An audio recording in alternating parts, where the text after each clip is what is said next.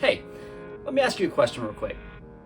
Have you ever been in a situation where perhaps you were in a crowded room full of people, and maybe it's even people that you felt like you knew pretty well, but for whatever reason you couldn't shake the feeling that you might as well just be the only person there? Or what about this? You ever felt like you've ever had to put on a mask or put up a front just so that people would like you and accept you? Look, we're told that my generation, the millennial generation, and all the ones that are coming behind, that we're the most anxious and depressed generations in the history of humankind. Well, if you're like me, you might be wondering, why is that, and is there anything that we can do to fix it? Well, thanks for tuning in today. We're going to continue the discussion that we had from our previous episode. And we're going to introduce ways that we can start breaking down some of these barriers that help contribute to this culture of isolation and loneliness that we find ourselves in. I'm Steve. I'm the lead pastor at Everrise Church, and you are watching Rising, our weekly running devotion series where we talk about things going on in the culture, we talk about the Bible, and how we can apply it to our everyday lives. Thanks for tuning in. I hope you enjoy.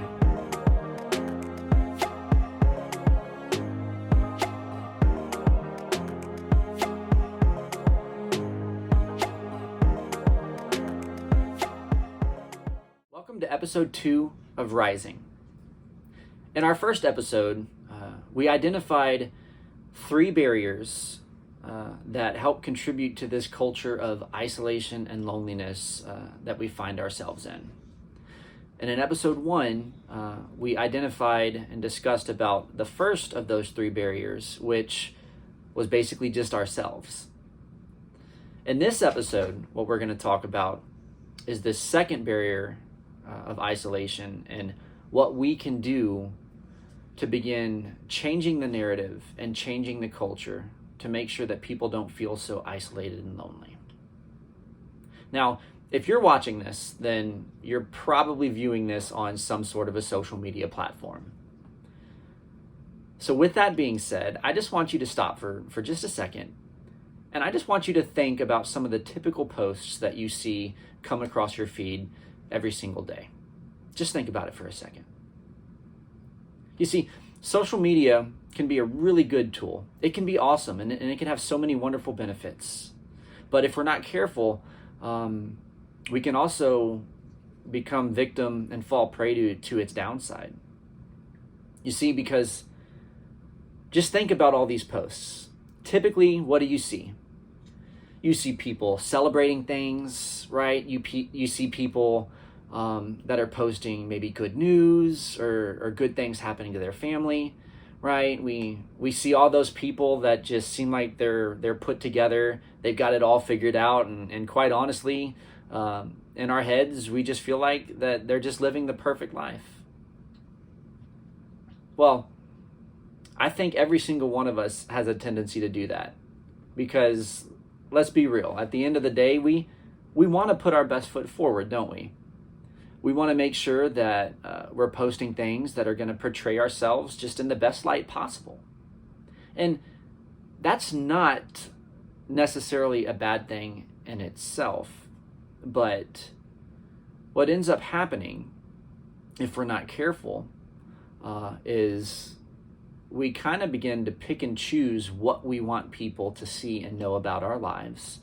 And we kind of close everybody off. And we do that for good reason, don't we? Because just think of all the times that you've seen somebody fail, or think of all the times that you've seen something happen to somebody who didn't live up to the expectations that everyone thought they should live up to, right? And we almost see the entire world come crashing down on that person. And naturally, when we see that, we want to make sure that that same thing doesn't happen to us. So we begin to be very careful about the image that we portray about ourselves, and we're very careful about the things that we're posting. And look, I'm not saying that we need to air out every single bad quality or negative thing about ourselves. Like, that's not good. That's not healthy either. But we become so hyper focused on making sure that we only put the best of our best out there.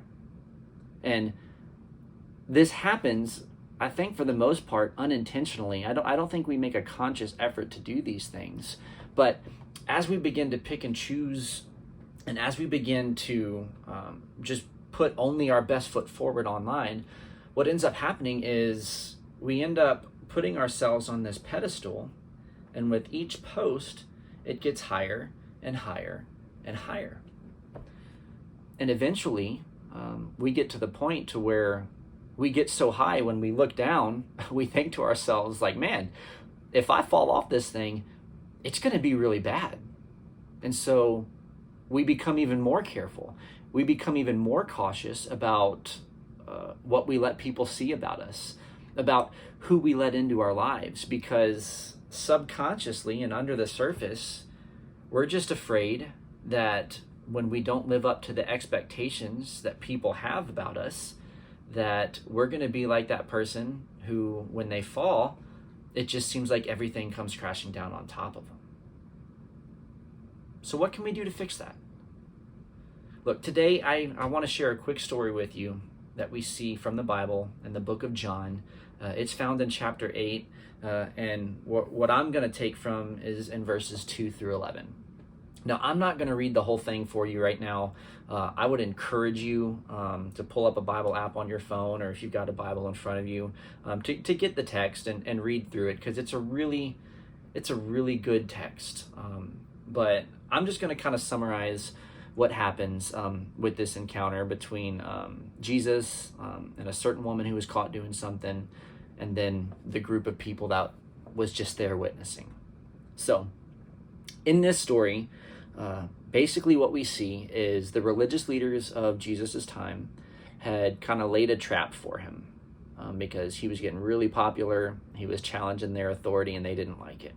And so they ended up finding this woman who was committing adultery. And the Bible actually tells us that they found her in the act of adultery. And so what these religious leaders did is they dragged this woman out of where she was onto the streets, and they brought her and laid her right before Jesus. And so you'd have to imagine if that's happening, there's a crowd of people that is gathering and that is watching to see what happens next. And so these religious leaders, they turn to Jesus and they say, look, our law tells us that we are required by God to stone people like this. This woman was caught in adultery, and so we need to stone her. We need to put her to death. What do you say?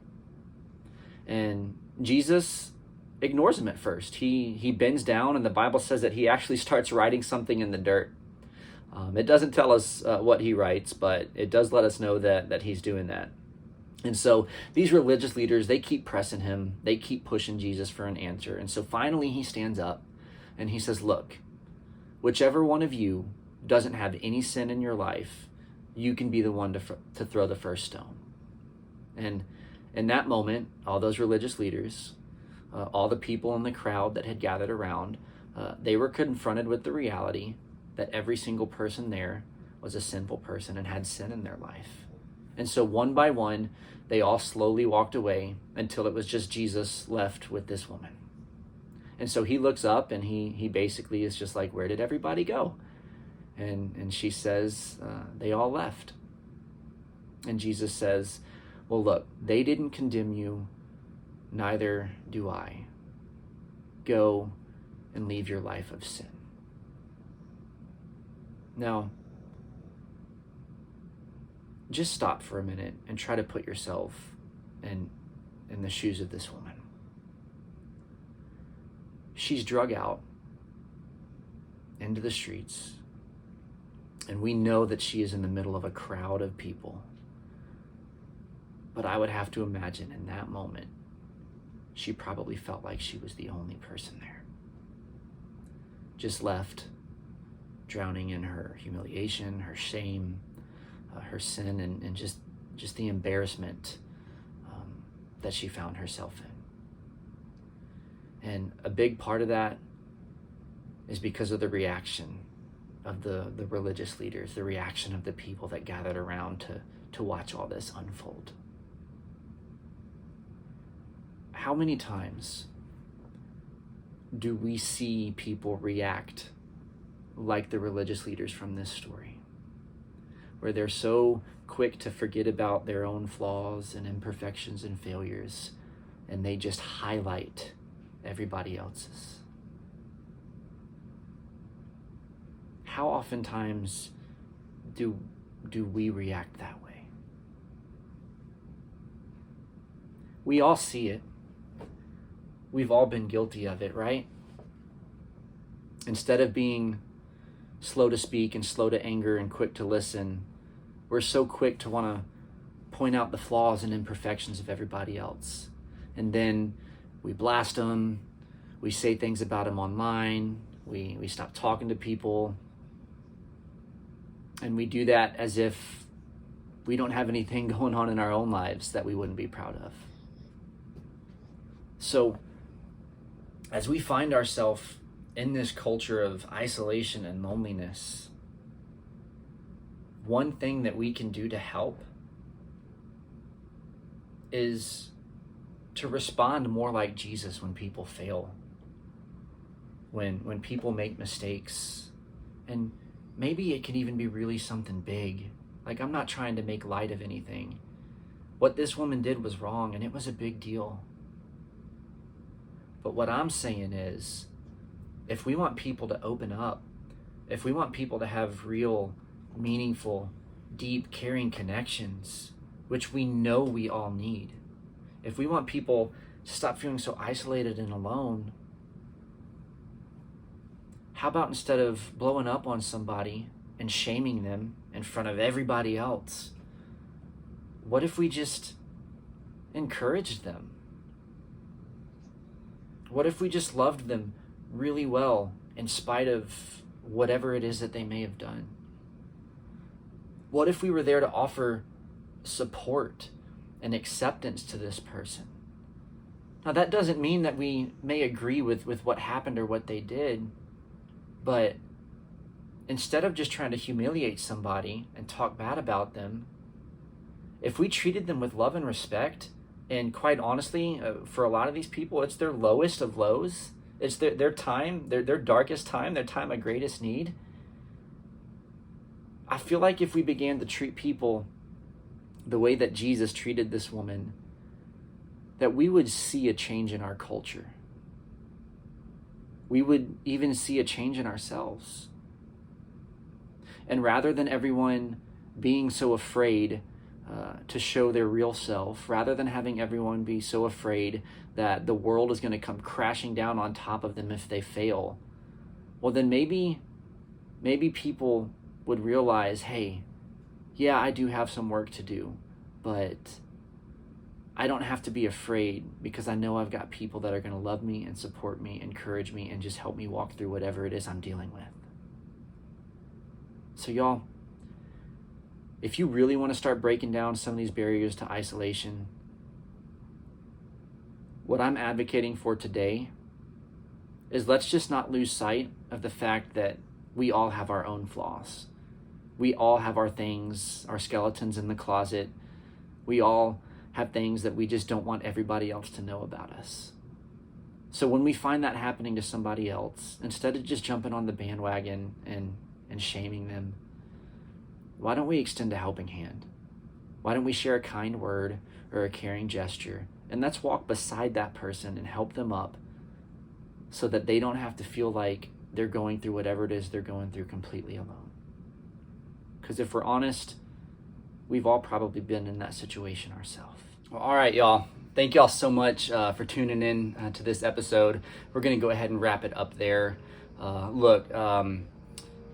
Don't forget to like and subscribe to this page so you can stay up to date and so that you won't miss out on any of the fresh content that we're putting out every week. And also, if you missed our first episode of of Rising. I'm going to go ahead and throw a link to that here at the top of the video so that you can watch that if you'd like to catch up. I really appreciate you guys tuning in. Until next time, take care.